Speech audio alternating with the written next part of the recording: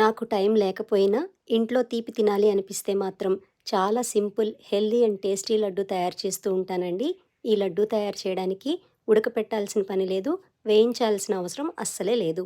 ముందుగా ఒక కప్పు జీడిపప్పుల్ని గిన్నెలో వేసుకొని, జీడిపప్పులు మునిగేంత వరకు వేడి వేడి నీళ్లు పోసుకొని మూత పెట్టి గంట సేపు నానపెట్టుకోవాలి. గంట తర్వాత నానపెట్టుకున్న నీళ్ళన్నీ వంపేసి జీడిపప్పుల్ని నీటితో శుభ్రంగా కడిగి ప్లేట్లో పెట్టుకొని పక్కన పెట్టుకోవాలి. ఇప్పుడు మిక్సీ జార్లో ఒక కప్పు ఎండు కొబ్బరి ముక్కలు, కొద్దిగా యాలకుల పొడి వేసి ఇలా పొడిలాగా గ్రైండ్ చేసుకోవాలి. ఇలా గ్రైండ్ చేసుకున్న కొబ్బరి పొడిని చిన్న గిన్నెలోకి కొద్దిగా తీసుకొని పక్కన పెట్టుకోవాలి. మిక్సీ జార్లో ఉన్న కొబ్బరి పొడిలోనే మనం నానపెట్టుకున్న జీడిపప్పులన్నింటినీ వేసుకొని, తీపి కోసం అరకప్పు ఖర్జూరం ముక్కలు, అరకప్పు కిస్మిస్ వేసుకొని ఇలా ముద్దలాగా గ్రైండ్ చేసుకోవాలి. ఇలా గ్రైండ్ చేసుకున్న మిశ్రమాన్ని చిన్న గిన్నెలోకి తీసుకొని, మీకు నచ్చిన సైజులో ముద్దని తీసుకొని చిన్న చిన్న లడ్డూల్లాగా చేసుకోవాలి. ఈ లడ్డూలు చుట్టడానికి చేతికి నెయ్యి, నూనె రాసుకునే అవసరం ఏమాత్రం ఉండదండి. ఎండు కొబ్బరిలో ఉండే నూనె సరిపోతుంది.